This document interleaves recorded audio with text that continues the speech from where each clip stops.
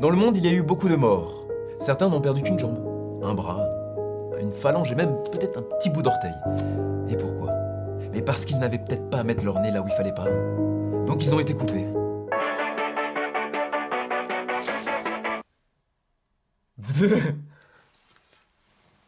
On pense très fort à eux. Bon, sinon à part ça, il y a eu des agressions sur la côte ouest. Oui, des femmes ont crié, un peu, mais pas assez fort selon le voisinage. Alors, si je peux me permettre, la prochaine fois, bah, n'hésitez pas quoi, un peu d'entrain avec tout. Bon. Bon bah en fait je suis pas au courant de tout, hein, donc bah, y a des gens qui ont fait des choses pas très jojo, hein. Il y a eu des meurtres, hein, voilà, avec du sang, tout ça, tout ça. Ah! Non, par contre, aucun viol. Donc, qu'est-ce qui se passe là? C'est la grève de la fin du grand méchant loup, quoi. Hein? Non. Bon.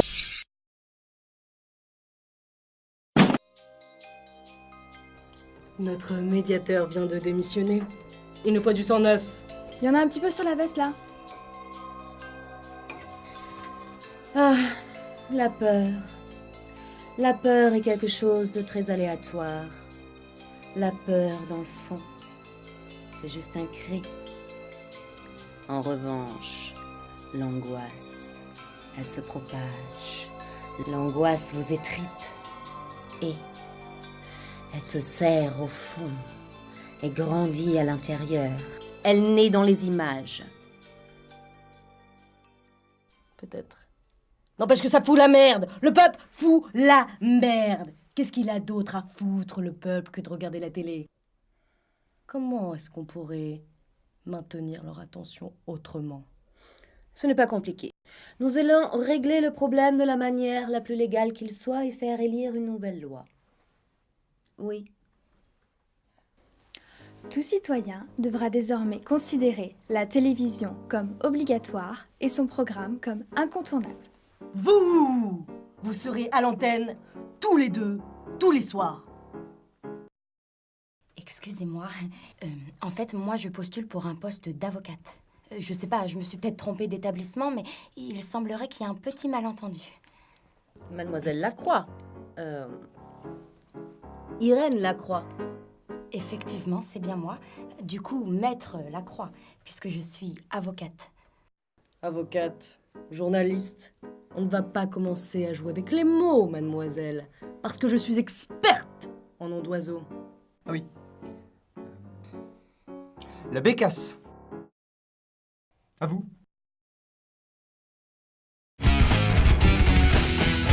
Et c'est à mon 4e divorce que je me suis dit qu'il fallait peut-être que je songe à une véritable ambition professionnelle. C'est vrai, à 12 ans, il faut savoir devenir autonome. Donc, j'ai pu accéder à la réclusion en intégrant de grands centres pénitentiaires. Et c'est là où je me suis rendu compte que derrière chaque criminel, il y a des échecs, des défaites, des déceptions. Et j'ai voulu faire entendre leur cause. Alors moi, pas du tout, par exemple. Hein.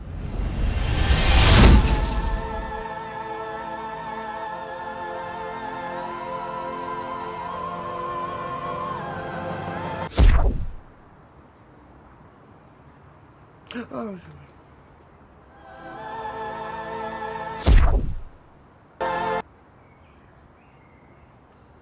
D'habitude, ça marche, ces conneries là, qu'est-ce que je... Ah,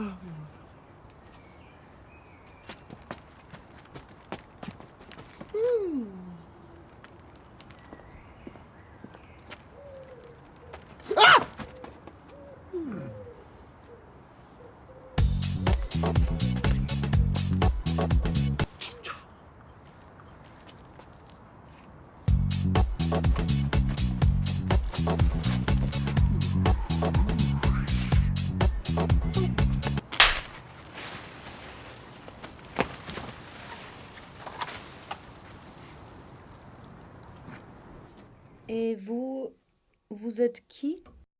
Léo. Léo Losponione. Je viens pour un stage en entreprise. Moi, j'ai noté Léo Pascal Losponione. Oui, non, mais c'est juste Léo. Et le Pascal, il sort d'où? Non, parce que c'est une vieille histoire, ça.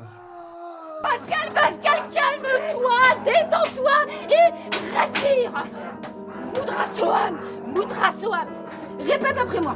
Mudra Soham, Mudra Soham. Hein? Allez, voilà, c'est bien. Alors, je peux pas te promettre que dehors le monde va être fantastique pour toi. Je peux juste te dire que tu vas y trouver ta place. Pascal. Et quelles sont vos compétences?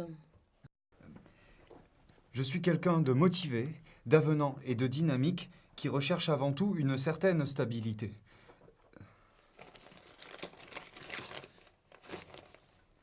Au sein d'une équipe soudée et désireuse d'avancer ensemble. En souhaitant que ma candidature puisse retenir votre attention, je vous prie de croire, madame,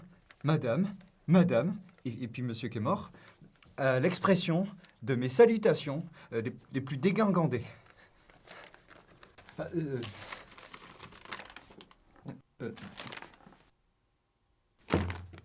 C'est signé Mamounette. Non. Il faut que vous inspiriez la crainte pour être entendu. Oh, je suis gêné, moi. Vous êtes un gentil garçon.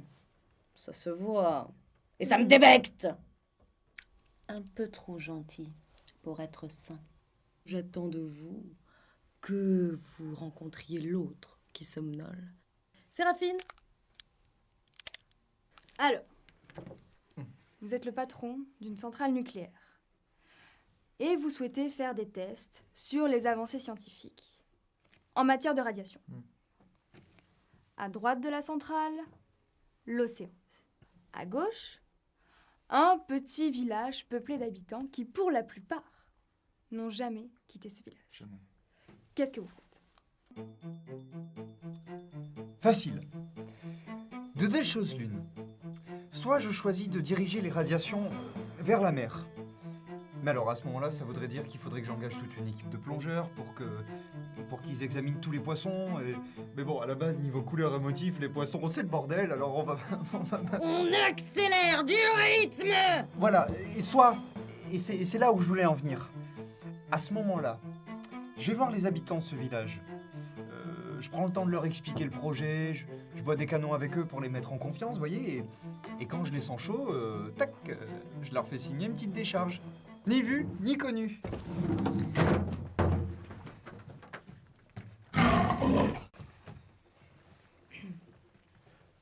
Non mais je comprends sa réaction.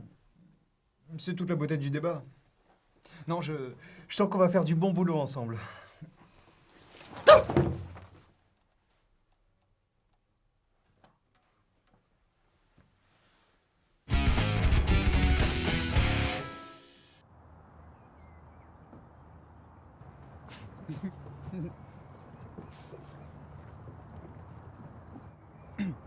Ta sol est assez poivrée? Qu'est-ce que vous avez dit? Rien.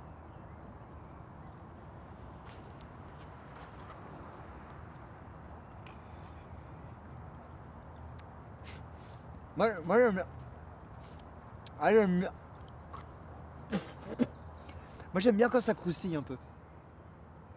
Alors, c'est vrai, il y en a qui disent oui, c'est cancérigène. Eh, Eh bien, vous bah, savez, on n'est pas obligé de se parler parce qu'on prend une pause ensemble.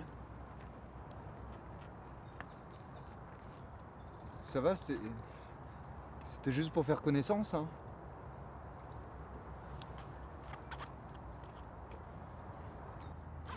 Mais c'est marrant quand même. Parce que moi ce matin quand je me suis levé, je pensais que j'allais juste devoir servir les cafés en salle de réunion. Et voilà qu'on me dit que je vais devenir présentateur de télé, quoi, carrément.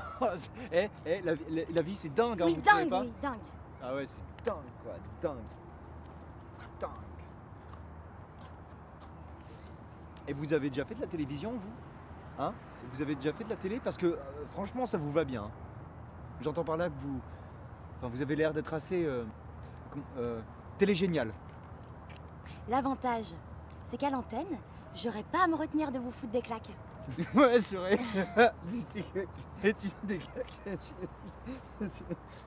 Quoi? Des quoi? Des claques. Des claques comme une... Comme une claque, quoi. Bah, elle est bien bonne, celle-là. Vous voulez bien me laisser répondre, c'est important. Oh, bah écoutez, jouez pas votre femme d'affaires là, hein. Regardez, on est bien. L'air est frais, le vent est doux. Et puis, on va passer à la télé. Elle est tellement facétieuse.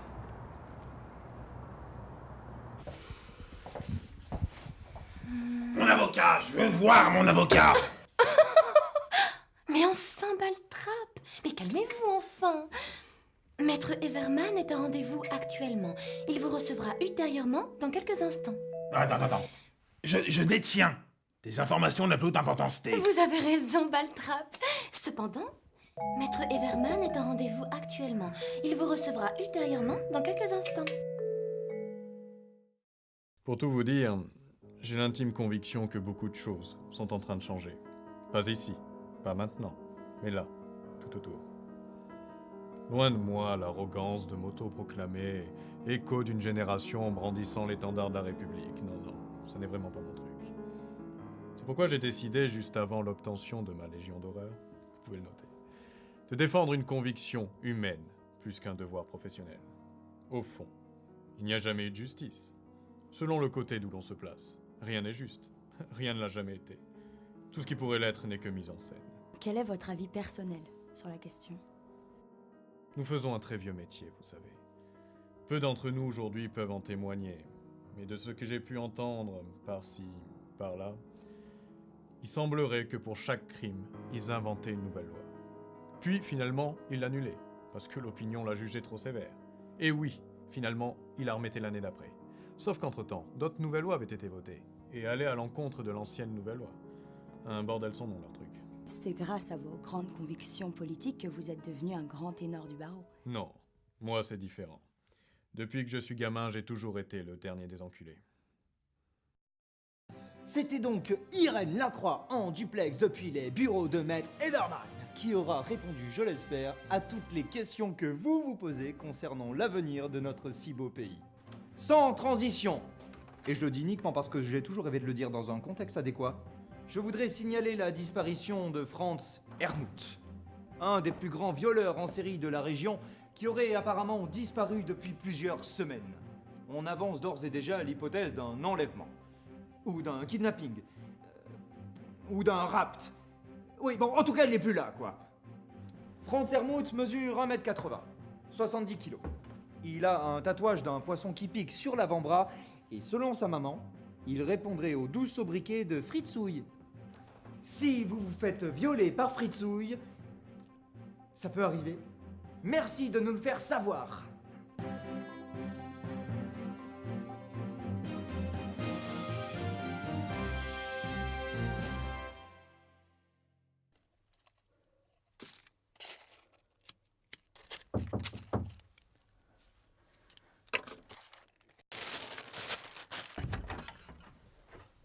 Il y a une audience dans 10 minutes là. Oui, je sais, Joseph, je sais. J'en ai pas pour longtemps. Moi je dis ça, je m'en fous quoi. C'est pour mes jurés parce que. Ils sont affamés. Je sais plus quoi faire moi. C'est un problème, oui. Je veux dire.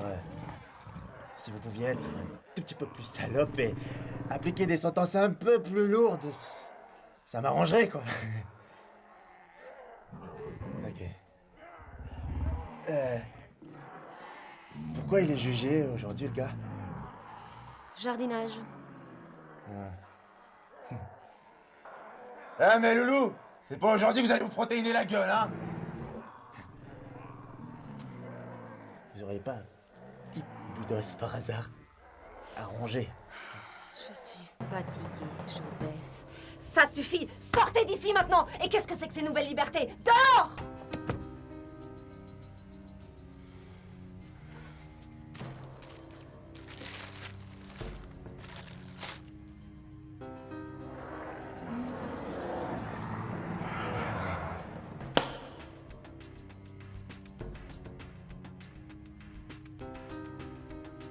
C'est dingue! On dirait qu'on ne parle pas la même langue. Monsieur Fichard! Je vous ordonne de vous exprimer plus mieux. Vous savez, ça va faire 40 ans que je suis concierge ici, cloîtré entre 4 murs gris.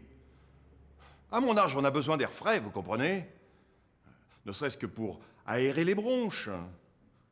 Alors, je suis devenu adhérent bénévole d'une petite communauté d'artisans viticulteurs. Ouais, je les aide à cueillir des asperges, je cultive la terre, je coupe les fleurs. Excusez-moi, quand vous dites bénévole, qu'est-ce que ça veut dire exactement? Que je leur apporte mon aide gratuitement, pour le plaisir, sans rien attendre en retour que ce bon moment partagé. Son arrogance a raison, monsieur Fichard. On ne comprend rien de ce que vous dites.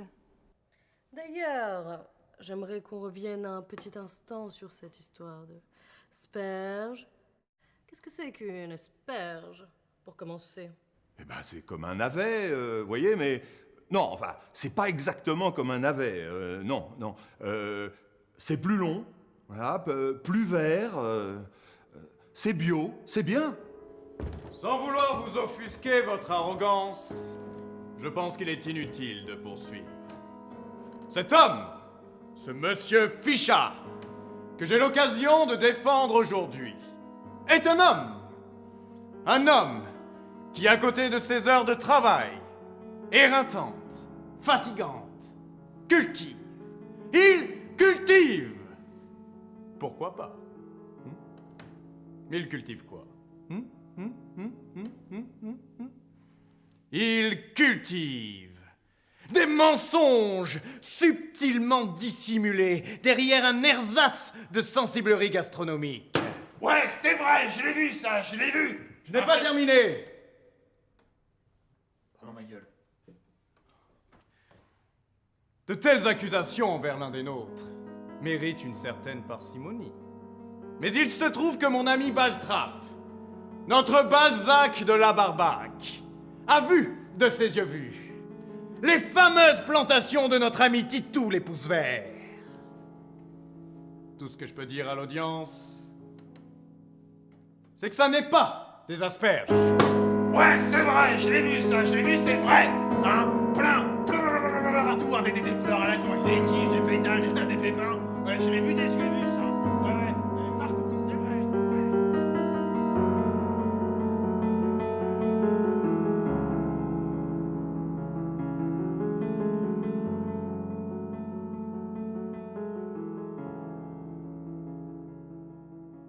Monsieur Antoine Fichard, est-ce que vous avez quelque chose à rajouter?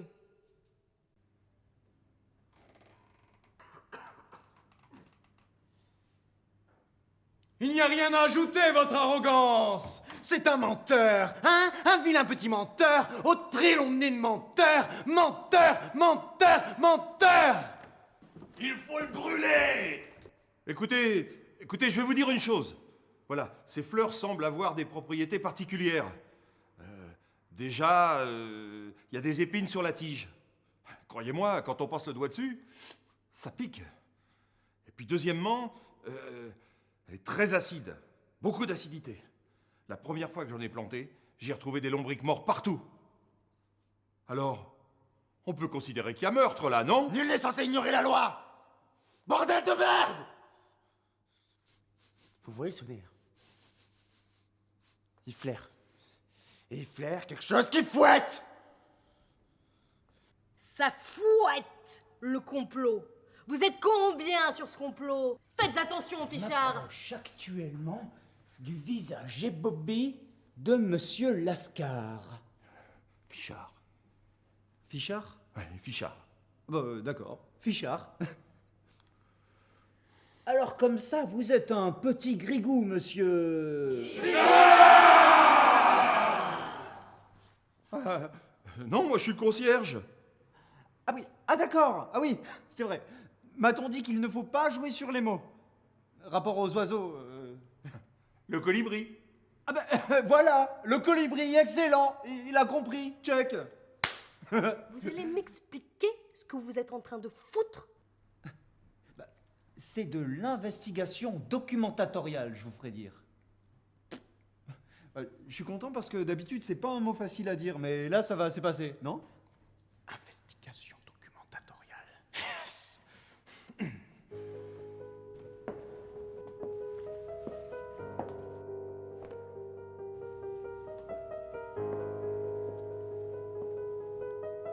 Vous rendez l'injustice à ma place? Procureuse.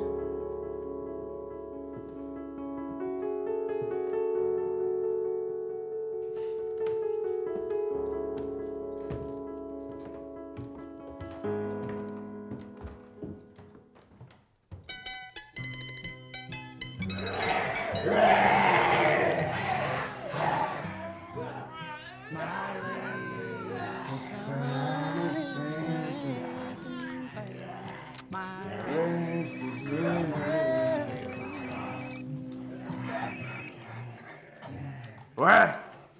Qu'est-ce que c'est? Encore? Ok. Allez les bâtards, on y va.